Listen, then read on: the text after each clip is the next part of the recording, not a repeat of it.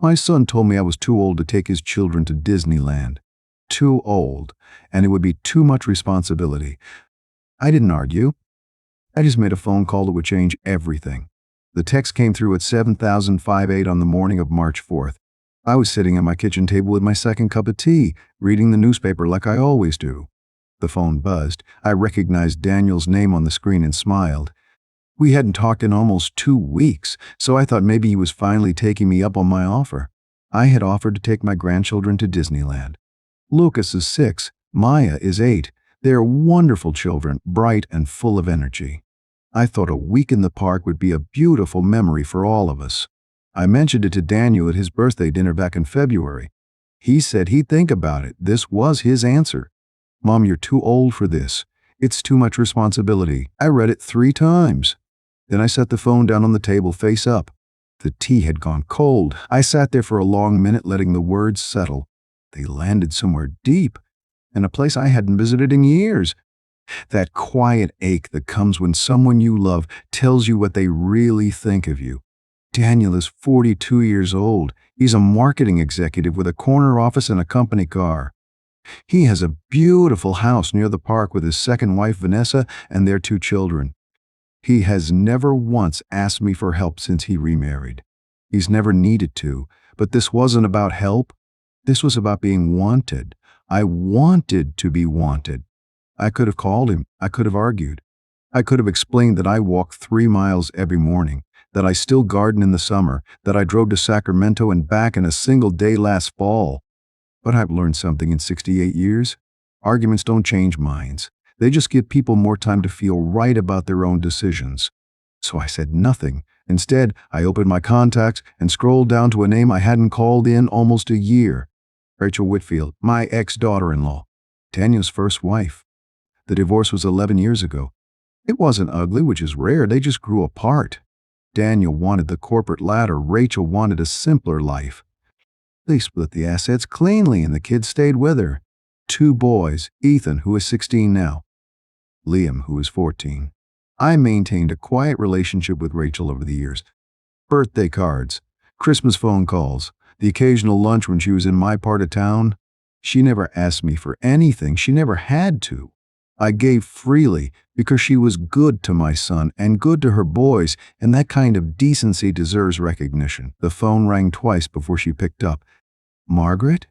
Her voice was surprised. "Is everything okay?" "Yes, Rachel. Everything is fine. I have a question for you." "Of course. What is it?" "When was the last time Ethan and Liam went to Disneyland?" There was a pause. I heard her set something down on the other end. "They've never gone, actually. It's just never fit the budget." "Why do you ask?" I took a breath. The words came out calm and even. "I'd like to take them, all expenses paid.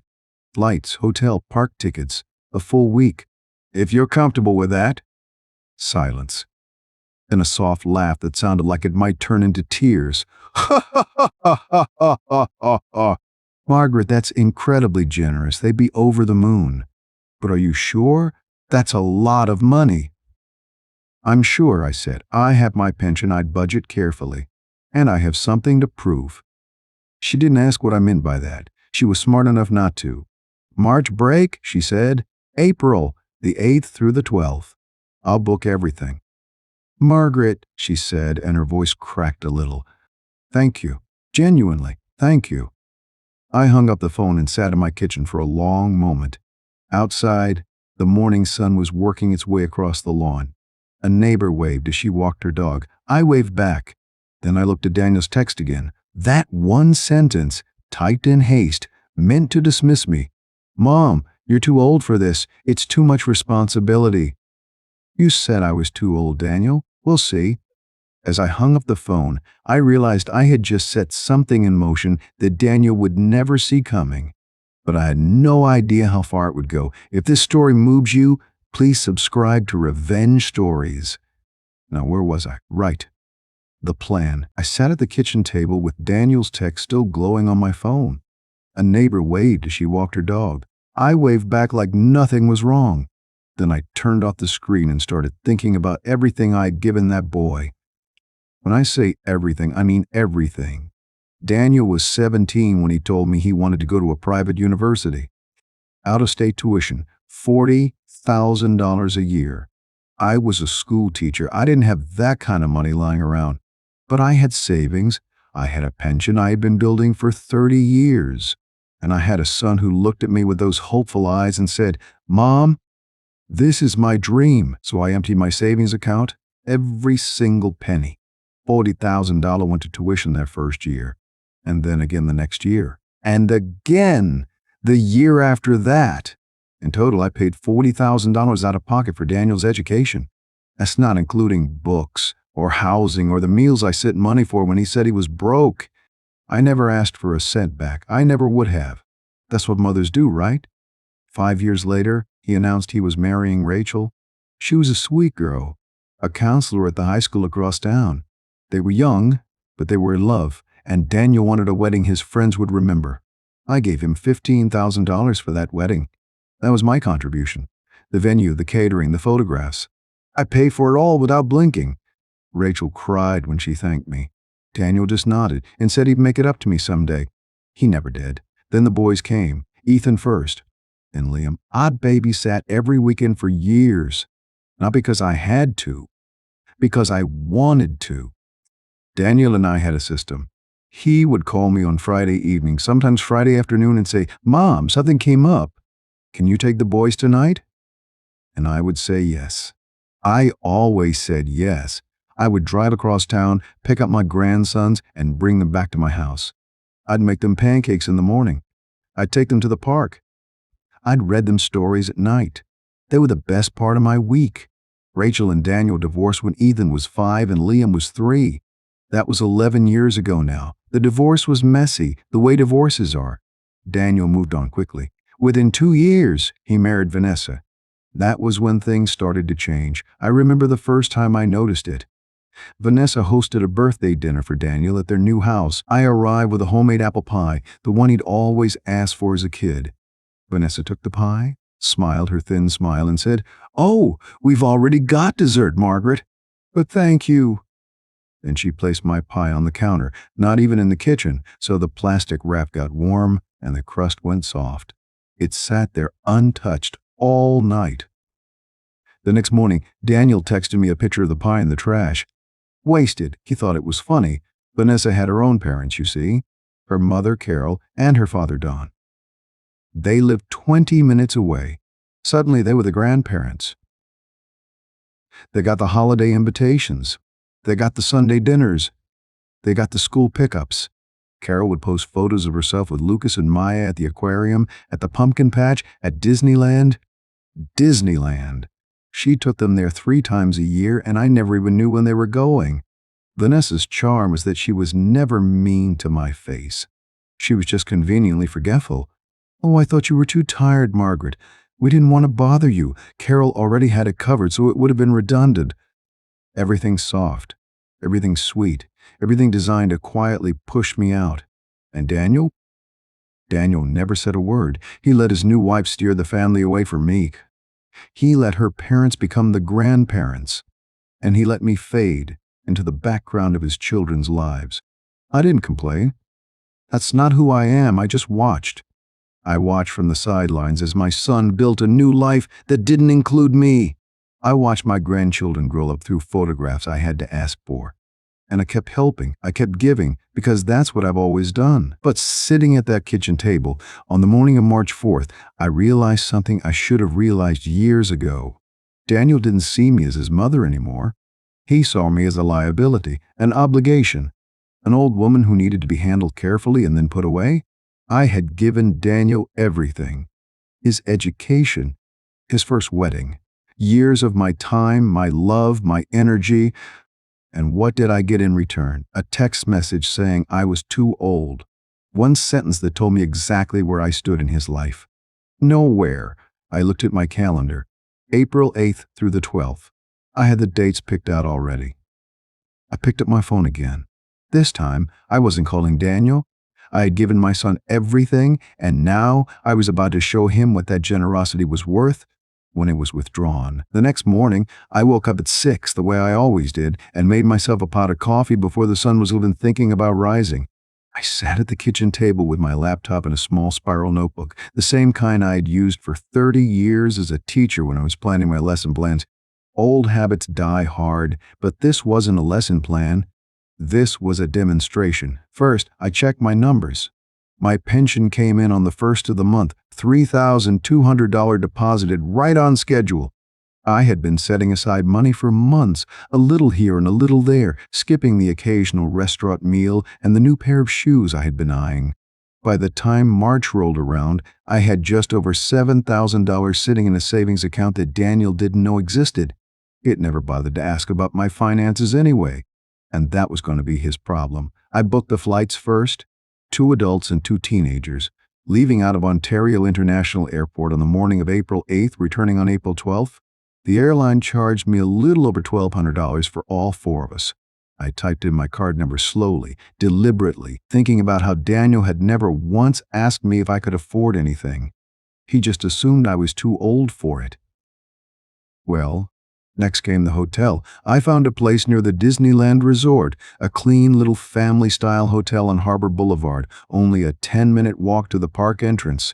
I had researched it carefully, reading through dozens of reviews to make sure it was the right fit for 2 teenage boys who would want to be at the park all day and all night. The room had 2 queen beds and a pull-out sofa. It was 4 nights, $1,800 in total. I paid for it without blinking. The park tickets were the biggest expense. 3-day park hoppers for 4 people came to just under $2,900. I had to pause before I hit the final button on that one. I watched the cursor hover over the purchase button for a long moment. And then I thought about that text message again. "Mom, you're too old for this." I clicked the button gently, and the confirmation email appeared in my inbox a few seconds later. $6,500 total. Every penny of it was mine. On the afternoon of March 5th, I drove across town to Rachel's house. I had called ahead, of course, out of courtesy. She had said to come anytime after 4. I parked in her driveway and sat in the car for a moment, looking at the modest 2-story home with the well-kept rose bushes along the front walk. I had been here many times over the years, because Rachel always kept a good house. She had decorum. She met me at the door with a wide, surprised smile. She was wearing a soft blue cardigan and had her dark hair pulled back into a low ponytail. Rachel was the kind of woman who looked both strong and gentle at the same time. She gestured me inside and led me to the kitchen table, where a pot of tea was already steeping. "Margaret," she said, sitting down across from me, "you said on the phone you wanted to talk about something important." I took a sip of the tea. It was just the way I liked it, 2 sugars, light on the milk. Rachel still remembered. That mattered more than I could express. "As you know," I said slowly, "I made an offer to Daniel a few weeks ago at his birthday dinner. I wanted to take Lucas and Maya to Disneyland for a week. A little spring trip." Rachel nodded slowly. Her eyes were careful, watching me. "He told me I was too old," I continued, "and he said it would be too much responsibility." I paused for just a breath. "He sent me a text 2 days ago making sure I understood." Rachel's face shifted, a flicker of something that looked like outrage, quickly suppressed. She was a professional, trained to stay composed in front of difficult situations. "I'm sorry, Margaret," she said quietly. "That wasn't right of him." "No," I agreed, "it wasn't." I set my cup down and looked her directly in the eye. "So I booked the trip for the week of April 8th through the 12th. Flights, hotel, 3-day park hopper tickets." I paused. "For me, you, Ethan, and Liam." The silence that followed was profound. Rachel stared at me, her mouth slightly open. "All expenses paid," I added. "You're serious," she said. There wasn't a question. "Genuine," I said. "Genuinely serious." The kitchen was quiet for about 10 seconds. And then Rachel's face broke into the most beautiful smile I had seen in years. She laughed, a full and surprised laugh, pressing her hand to her chest. She reached across the table and took my hand in both of hers. "But, Margaret, you can't just do that," she said, but her voice was thick with emotion. "My dear," I said, squeezing her hand, "I just did." She wanted to know everything. When the flights left, what time we would arrive, what the hotel was like, what I had planned for the days at the park. I showed her the itinerary printed from my computer. She read it carefully, asking a few questions, nodding at each answer. I could see her understanding something I had not yet said aloud. That here was more than a trip, it was a message. Later that evening, Rachel's sons came home. Ethan came through the door first, all long legs and messenger bag, a lanky 18-year-old who towered over his mother now. Liam followed behind him, shorter but broader, with his father's dark hair and his mother's kind eyes. Both boys stopped short in the kitchen doorway when they saw me. "Oh, Grandma," Ethan said, his voice surprised but warm. He hadn't called me that in a while. I liked the sound of it. "Hello, boys," I said. "Sit down. Your mother and I have something to tell you." We landed at John Wayne Airport on a Monday morning, April 8th. The air smelled like orange blossoms and jet fuel. Ethan stretched his arms over his head and grinned at me. "Grandma, I'd never seen you travel before. You packed light." I had one rolling suitcase. He had a duffel bag slung over his shoulder. Liam carried a backpack and his pillow. His pillow? That boy could sleep anywhere, but he brought his own pillow to Disneyland. I found that endearing. We took a shuttle to the hotel on Harbor Boulevard. 10 minutes from the park entrance, I had booked it myself, online with my own fingers on my own laptop. The front desk clerk asked for my ID. I handed it over. She smiled at the reservation. 4 nights, 2 rooms. You're all set, Mrs. Ellison? Ethan looked at me. 2 rooms? One for you and Liam, I said. One for me and your mother? Teenage boys need their own space. He nodded, like I had just said something very wise. Maybe I had. We dropped our bags and walked straight to the park. The gates opened at 9. We were there at 8:45 early with the strollers and the crying toddlers and the families in matching shirts. I watched them all and felt a surge of something light in my chest. I had done this 100 times as a teacher. Field trips, chaperoning, counting heads, keeping a group moving. This was no different. Only the company was better. Rachel touched my arm. "You good?" "I'm good," I said. We walked through the entrance and the boys stopped. Ethan stared up at the castle. Liam took a photo with his phone. Then another, then 3 more. I stood there watching them, and I felt alive in a way I had not felt in months, maybe years. The first ride was Space Mountain. Ethan insisted we go straight there. I did not argue. I just walked, fast. Past the lockers, past the popcorn stand, into the dim cool of the queue. The line snaked around for what looked like forever. I did not mind. I was standing on my feet and I was fine. 45 minutes later, we were in the front car. "Doe!" Liam whooped. Ethan put his hands up. I held the bar and let the dark roar carry me through the turns. When we rolled back into the light, both boys turned to me. Their faces were flushed. "Again?" Ethan said. "Let's walk the castle first," I said. We did. Then we rode Big Thunder Mountain. Then Pirates of the Caribbean. By noon, my legs were humming. My back was fine. My knees were fine. I was 68 years old, and I was out walking teenagers. At 1 o'clock, we stopped for lunch at a place near the Matterhorn. Liam ordered a double cheeseburger. Ethan ordered 2 hot dogs. I ordered a salad and a cup of coffee. Rachel looked at my plate. "That's all you're having?" "I'm watching my figure," I said. She laughed. The boys laughed. I took a photo of the 3 of them with their mountains of food. Liam had ketchup on his chin. Ethan was mid-bite. It was not a perfect photo. It was real. I posted it to Facebook with a simple caption. "Day 1 at Disneyland with my grandsons. The happiest place on earth." I tagged Rachel. I tagged the boys. I did not think about who might see it. I was too busy being happy.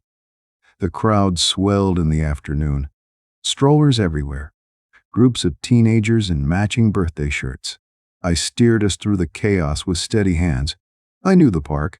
I had brought Daniel here when he was 9. That trip had lasted 4 days, and I had managed every moment of it alone. A single mother with 1 child, a map, and a budget. This was easier. For one thing, the boys could reach the water fountains by themselves. By evening, we had covered 11 rides. Liam's feet were dragging. Ethan's voice was going hoarse from shouting on Splash Mountain. We found a bench near the hub and watched the castle light up. The colors shifted from gold to purple to blue. The music swelled. I sat there with my grandsons on either side of me, and I felt something I had not allowed myself to feel in a long time. Useful, welcome, needed. Grandma, Ethan said quiet, this is the best trip I've ever had. Liam nodded. Seriously, best ever. I did not say anything for a moment. I just looked at the castle and let the words land. Then I said, we still have 2 more days, boys. I can't stop now. And I could not. The next morning I was up at 6. Coffee in the hotel lobby, then back to the park when the gates opened. We hit Star Wars Land, the carousel, the teacups, because Liam insisted. I rode the teacups. I spun that wheel with my own 2 hands. Rachel filmed it. I posted that video too. 21 minutes later, someone liked it. Then someone else. I did not check the other notifications. We did the fireworks that night, Main Street packed shoulder to shoulder. I found us a spot near the fire station and held it while the boys got churros. The sky filled with color. Liam's mouth hung open. Ethan filmed the whole thing. I watched their faces more than the fireworks. I thought about the text message in my phone, the one from March 4th. I had not deleted it. I did not need to. It was burned into my memory like a good lesson plan. On the last morning, I checked my phone before the park opened. My Facebook page had dozens of notifications. Photos of the trip, the boys on rides, Rachel laughing at a churro stand, Ethan asleep in the shuttle with his mouth open. I had posted a final album that morning. Bo! 12 photos. A caption that read, 3 days, 11,000 steps, 0 regrets. Thank you, Disneyland. I hit post and slid the phone back into my pocket. I did not see the comments yet. I did not see the message from Vanessa that had arrived at 8:02 that morning. I have thought about that morning many times since. I was so busy celebrating what I could do, I forgot what everyone else might see. I had posted photos all weekend, everywhere, of me, Rachel, Ethan, and Liam. Tagged, shared, public. The boys were across the schoolyard from Lucas and Maya. Daniel's kids were in the same school district. The same school. The photos were live on a screen to anyone who wanted to look. I walked into the park that morning and did not look back. But the storm was already gathering over my shoulder. I had no idea, and by the time I got home, the first cracks had already started to show. I had been home for 2 days. The suitcase was unpacked. The laundry was done. And I was still smiling. I sat at my kitchen table on Monday morning, the 15th of April, with a cup of tea and my laptop. I was scrolling through the final photo album from the trip, all 12 pictures, reliving the last morning. You can only hover over your own photographs for so long before you feel silly. I closed the laptop and drank my tea. The phone rang at 10 minutes past 9. I looked at the screen. Daniel. I let it ring 3 times. Then I picked it up. Mom. His voice was tight, controlled, the voice he used when he was delivering bad news to a client. Daniel, I said, good morning. Did you take Ethan and Liam to Disneyland? I did not answer right away. I set my tea down, slow, so it would not clink against the saucer. I did, I said. A long pause. Then the dam broke. Lucas came home from school yesterday asking why his grandma took other kids to Disneyland. Other kids, Mom. He saw the photos. One of Ethan's friends showed his whole class. Maya came home crying. Do you understand what you did? I heard Vanessa in the background, her voice sharp and rising. She was not speaking to me. She was speaking at Daniel. I could make out fragments, alienating my children. His own mother. How could you? I don't understand, I said, cold. I offered to take Lucas and Maya. You said I was too old. That was a different conversation. Gee. No, I said. It was the same one. He sputtered. You can't just take Rachel's kids. Why not? I asked you. I offered. You told me I was too old and it was too much responsibility. You're twisting this. Daniel, am I? Did you send me that text or did I imagine it? Silence. I still have it, I said. I did not delete it. I heard Vanessa's voice rise behind him. Louder now. Accusing.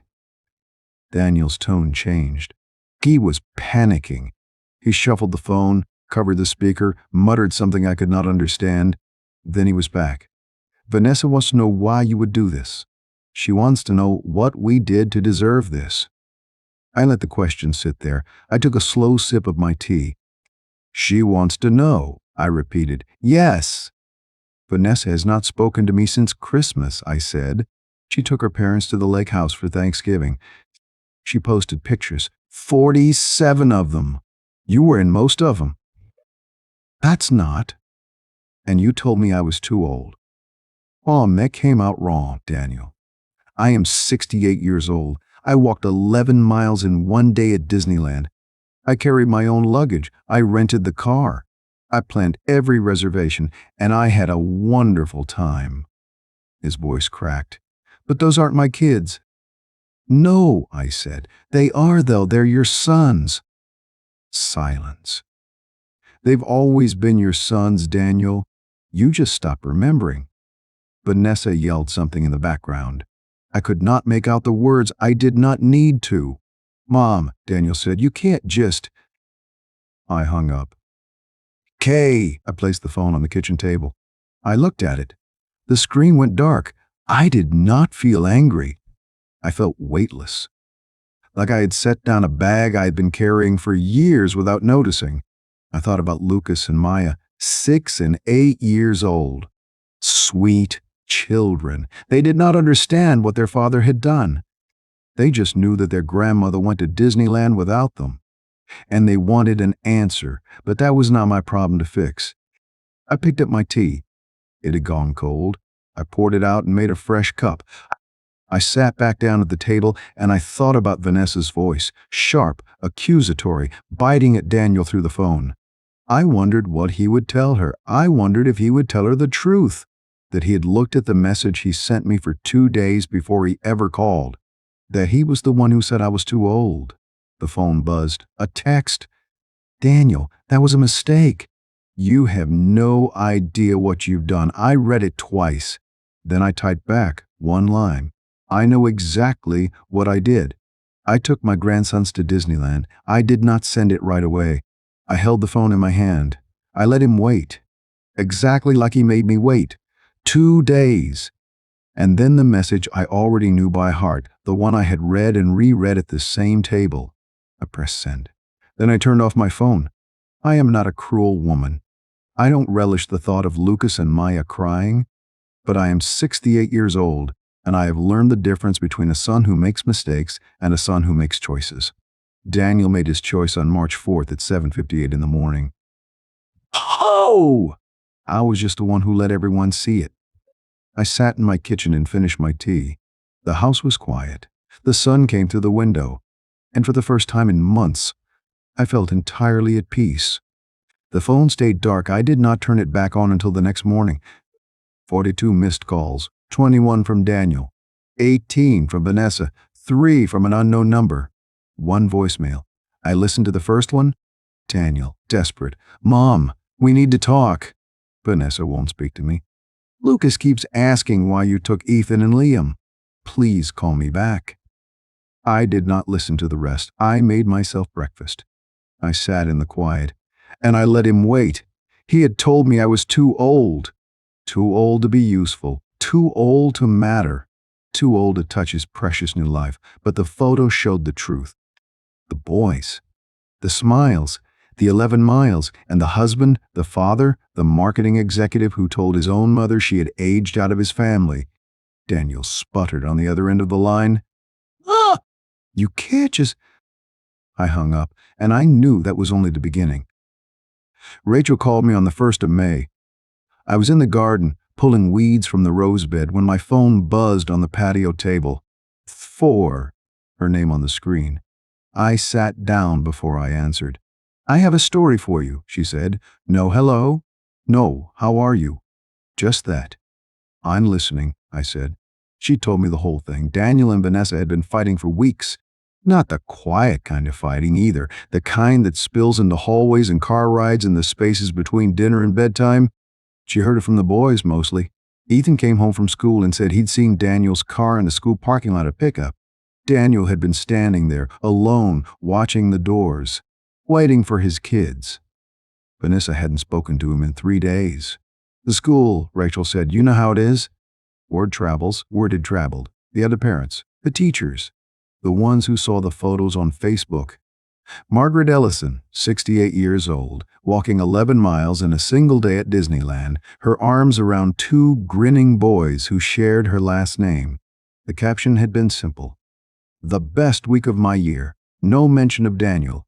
No mention of Lucas or Maya. Just the photos. Just the proof. Maya noticed first. That's what Rachel said.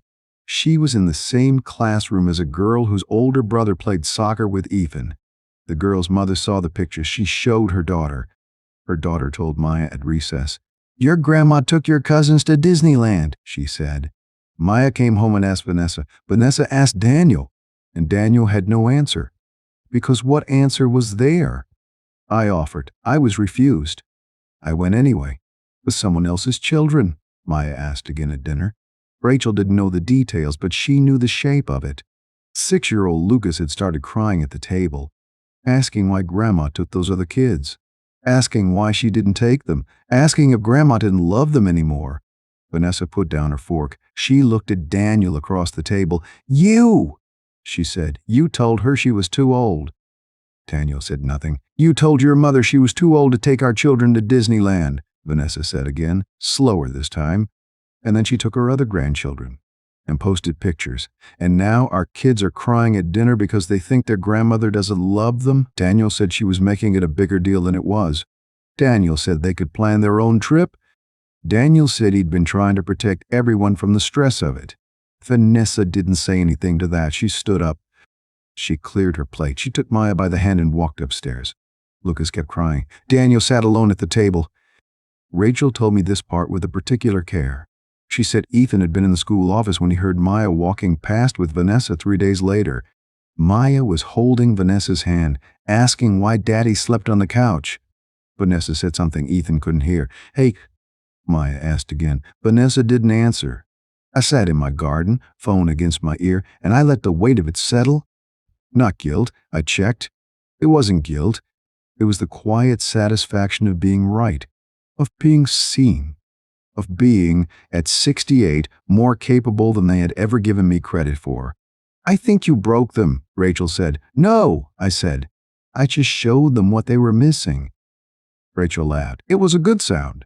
Warm. Genuine. She said, "The boys are still talking about it." Ethan told his counselor friend at school. "Bah!" Liam told everyone. "Caw!" "I'm glad," I said. We talked for another hour. She told me about the boys' soccer season. I told her about the roses. We made a plan. The last Saturday of every month, I take the boys somewhere. The zoo, the science center, a baseball game, whatever they wanted. She thanked me twice. I told her once that she didn't need to. "Call me if you hear anything," I said. "I will," she said. I hung up. The garden was quiet. The sun was warm.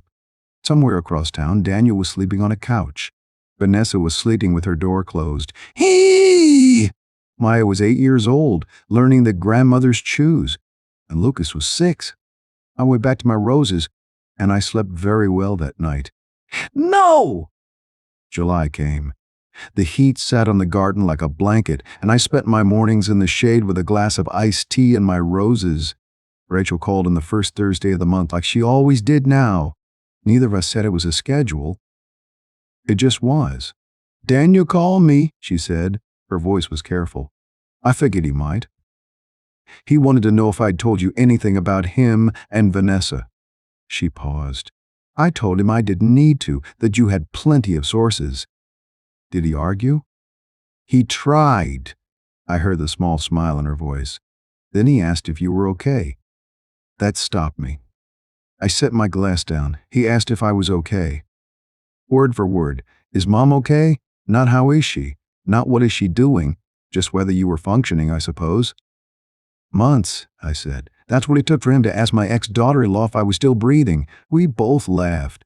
It wasn't a warm laugh, but it was honest. Rachel told me the rest. Daniel and Vanessa had started marriage counseling in June. A therapist on the other side of town, 3 evenings a month. Vanessa had insisted after a fight that ended with Daniel sleeping in his car in the driveway. Rachel only knew because Maya had told Ethan in the school parking lot. Kids notice things. They repeat what they hear through walls. Trust is gone, Rachel said. She watches his phone now. He watches her. She paused. The therapist told him to rebuild from the ground up.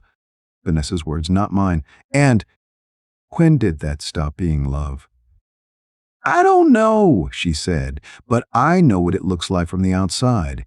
It looks like two people keeping score. I thought about that. Daniel had kept score his whole life. Never repaid $1 of his tuition. Never acknowledged the $15,000 for his first wedding, the one to Rachel, before he tore that family apart for someone newer. I wondered if the therapist had asked him about that. I doubted it. What are you going to do? Rachel asked. About what? About Maya and Lucas. Her voice softened. Ooh, they've been asking to visit you. I had heard this. Vanessa had not spoken to me since Christmas, but children are harder to control than spouses. They remembered birthday cards. They remembered the apple pie, even the one their father had thrown in the trash and photographed for me, like a man sending a trophy of his own cruelty. Twice now, Rachel said. Maya asked Daniel at breakfast. She said, "Why don't we see Grandma Margaret anymore?" He didn't answer. The second time, Lucas started crying. I closed my eyes. The garden was warm. The roses were red against the fence. Are you going to let them? I hadn't decided. That was the truth. Part of me wanted to say yes. They were caught in a war. They didn't start. They were 6 and 8. They had done nothing except have the wrong parents. But letting them into my life meant letting Daniel back in. Not all at once, but through the door, a crack. The last Saturday of every month I took Ethan and Liam somewhere. The zoo, the science center. Once, a minor league baseball game where Liam caught a foul ball and wouldn't stop grinning for 2 hours. They thanked me every time. They carried my bag. They opened doors for me. They never once mentioned that I was 68 and walking miles a day. They already knew I was capable. What would you do?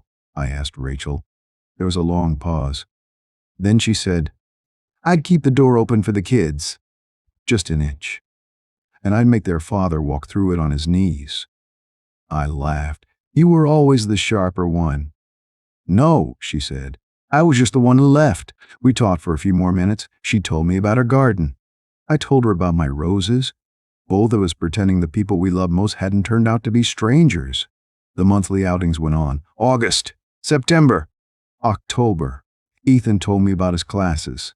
Liam told me about his soccer season. I paid for their lunches without being asked, and they said thank you without being prompted. I never did answer Rachel's question. Not to her.